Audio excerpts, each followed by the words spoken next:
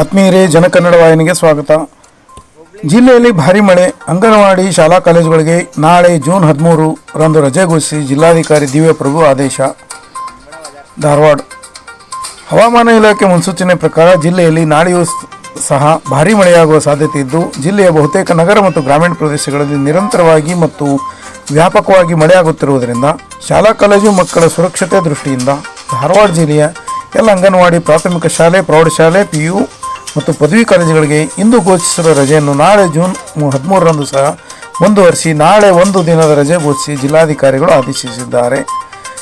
ಇಂದು ಹವಾಮಾನ ಇಲಾಖೆಯಿಂದ ಜಿಲ್ಲೆಗೆ ರೆಡ್ ಅಲರ್ಟ್ ಸೂಚಿಸಲಾಗಿತ್ತು.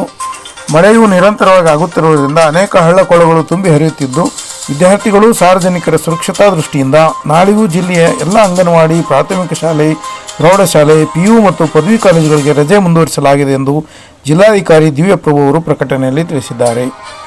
ದಯವಿಟ್ಟು ಜನಕನ್ನಡ ವಾಹಿನಿಯನ್ನು ಸಬ್ಸ್ಕ್ರೈಬ್ ಮಾಡಿ, ಶೇರ್ ಮಾಡಿ, ಲೈಕ್ ಮಾಡಿ. ಧನ್ಯವಾದಗಳು.